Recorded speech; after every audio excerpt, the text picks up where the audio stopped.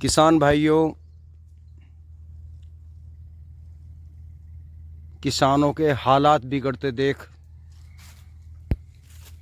2 दिन तक नींद कम आई, दिमाग में तरह तरह के विचार चलते रहे। फिर निर्णय लिया, अब हमें एक फसल के पीछे नहीं पड़ना। ना तो खालिश गन्ना ही बोया करेंगे और ना खालिश धान और ना खालिश गेहूँ। अगर एक फसल पिटती है दूसरी उभारा दे देगी, क्योंकि सारी तो कभी नहीं पिटती। जैसे अब के धान पिटा, गेहूँ डाउन रहा, मक्का का रेट डाउन रहा, लेकिन आलू महंगा हो गया। अगर हम ट्रंच विधि से गन्ना बोएं, जैसे सरदार अवतार सिंह है पंजाब वाले, उनकी मैंने वीडियो बनाई है, आपने देखा होगा। गन्ने के बीच में आलू भी बो सकते हैं, चना भी बो सकते हैं, थोड़ा गेहूँ भी लगा सकते हैं। और धान तो हमें लगाना नहीं है, क्योंकि धान में पानी बहुत चाहिए, मेहनत बहुत है, इतना फ़ायदा नहीं है। सब्जी भी बो सकते हैं, क्योंकि भाइयों जैसे आज मैंने एक वीडियो देखी, 600 रुपये किलो गोभी का रेट। जो सूत्रा यहाँ किसानों ने जोत दिया रूटावेटर से, हैरों से, उस पर 600 रुपये की मोहर लग रही। तो मेरा मानना ये है, और कहना भी है और सोचना भी है, हम किसानों को अपने आप को बदलना होगा। सबसे पहले तो ये ध्यान करना है, हमें साल भर में कौन कौन सी चीज़ों की आवश्यकता पड़ती है। जैसे गेहूँ,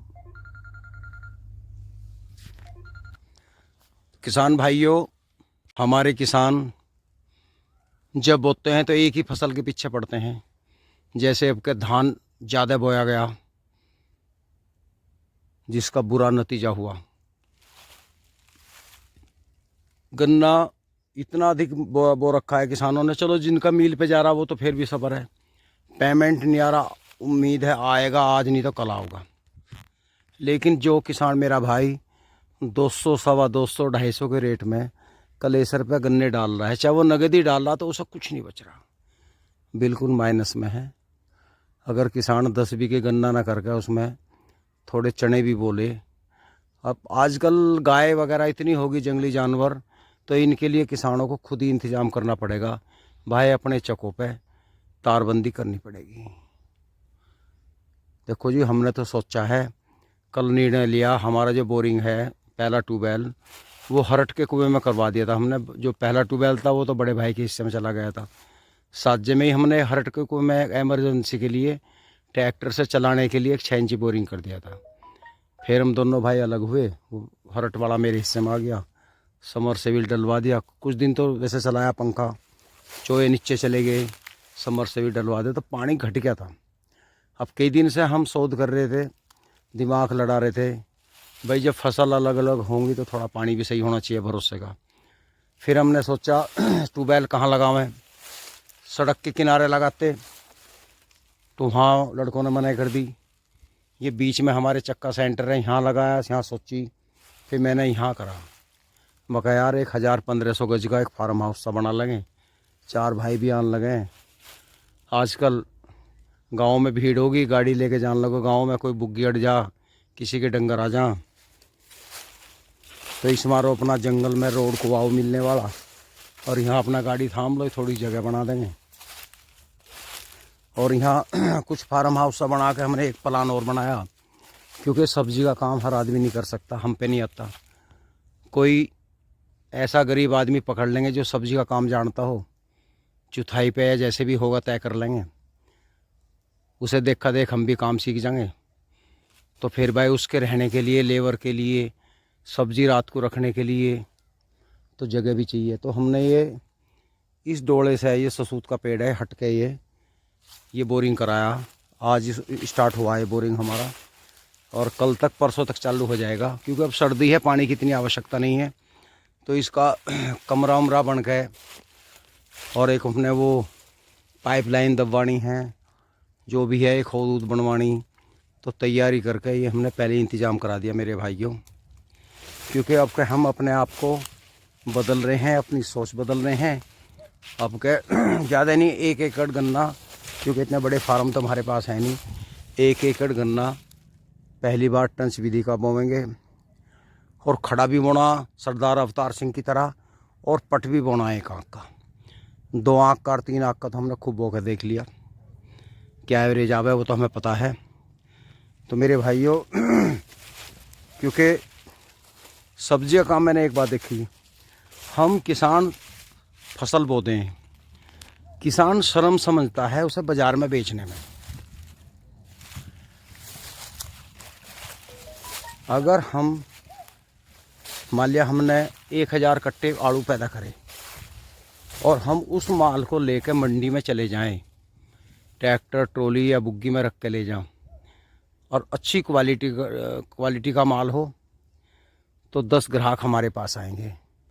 लेकिन हम तौहीन समझते हैं, आलू को स्टोर में डाल दें, फिर वहाँ पैकार को बेच दें, या जो आड़ती होते हैं उन्हें बेच दें। वो अगर 800 रुपये कट्टा बेच रहा है तो हमारे यहाँ से वो 600 का लेगा, 200 रुपये का हमें वहाँ नुकसान है। अगर हम डायरेक्ट सप्लाई करें, या हमारे लड़के या कोई अपना आदमी उस माल को डायरेक्ट हम ग्राहक को बेचें, तो हमें इतना घाटा ना आए। गेहूँ है, गेहूँ को ऑर्गेनिक तरीके से वो, मान लिया मेरे पास 10 कुंटल गेहूँ ज़्यादा हैं, तो 10 कुंटल के ग्राहक ढूंढना कोई मुश्किल नहीं है। बहुत से डॉक्टर होते हैं, शहर में जान पहचान के होते हैं, आप उनसे कांटेक्ट कीजिए, उनका ब्रेन वॉश करो, उन्हें समझाओ भाई तुम जो बाज़ार से गेहूँ ख़रीद रहे हो ये सही नहीं है, इसमें बहुत ज़्यादा कीटनाशक पड़े हुए हैं। हमारे पास जो है बिना DAP का, बिना यूरिया, बिना जहर का गेहूँ है, ऑर्गेनिक है। तो वो अगर आपका 2000 बिकता होगा तो भाई वो 3000 में तुम्हारे पटाए में आ जाएगा ग्राहक। और कोशिश करो उसमें जहर कम गिरो। देखो, जिसे हम कोई चीज़ दे रहे हैं, जिसका ब्रेन वॉश कर रहे हैं, उसी का धोखा भी नहीं होना चाहिए। अगर हमारा माल 4 कुंटल निकल रहा है बीघे में, गेहूँ 3.5 निकल जा, 50 किलो घट भी गया, तो उतना हम महंगा भी तो दे रहे हैं, क्योंकि ईमानदार तो हमें रहना पड़ेगा। दूसरी बात रही गन्ने की, आजकल गन्ने का रस पैकिंग होने लगा है। कुछ व्हाट्सएप पे मैंने देखा है, दोराला शुगर मिल की लेबल लगी हुई बोतलें मैंने देखी रस की। कुछ और लोग भी बना रहे हैं। जब पानी की बोतल बना के बेच सकें, तो थोड़ा सा आदमी अगर एक प्लांट लगा ले, है ना, और उसके पैकिंग करके 250 500 ग्राम के देखे मार्केट में, कोशिश करो सप्लाई करने की। अगर धीरे धीरे हमारा काम वो चल जाए, लेकिन हम किसान कर नहीं पाते। बाढ़ सी होगी, फसल को पैदा करेंगे बड़ी मेहनत से, बड़ी लागत लगावेंगे, खूब होड़ में होड्डा होड़ मंडेंगे, पड़ोसी से तकड़ी कर लेंगे, लेकिन जिस टाइम वो बिकती है उस टाइम हम पता नहीं क्या बुद्धि हो जा, उसके बस राड काटने की सोचते हैं। अगर वहाँ भी थोड़ा रस वालों से कांटेक्ट कर लें, या किसी से ऑर्गेनिक गुड़ बनवा के बाज़ार में बेच दें। बहुत ऐसे मेरे भाई हैं जो गन्ने का गुड़ बनवा के कोल्लू में जा रहे हैं, उनमें बादाम, मूंगफली, तिल वगैरह गिरवा के उसे 100 रुपये किलो बेच रहे हैं ऑर्गेनिक। लेकिन जो करके बेच रहे हैं वही कर रहे हैं, हम किसान नहीं कर पाते। तो बहुत तरीके हैं काम करने के। तो भाइयों, आपको मेरी बात अच्छी लगी हो तो लाइक कर देना।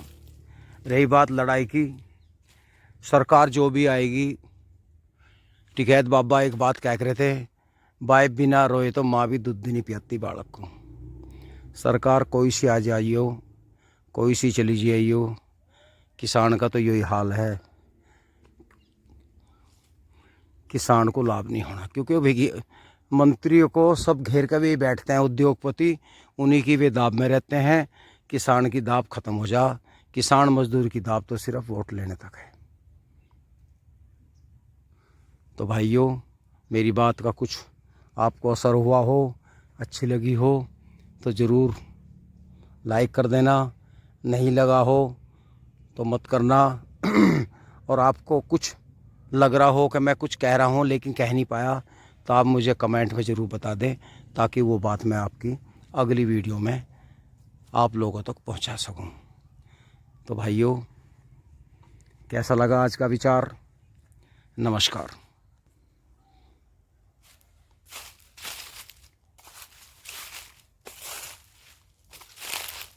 भाइयों, ये गन्ना हमारा 28 इंच पे बोया हुआ है।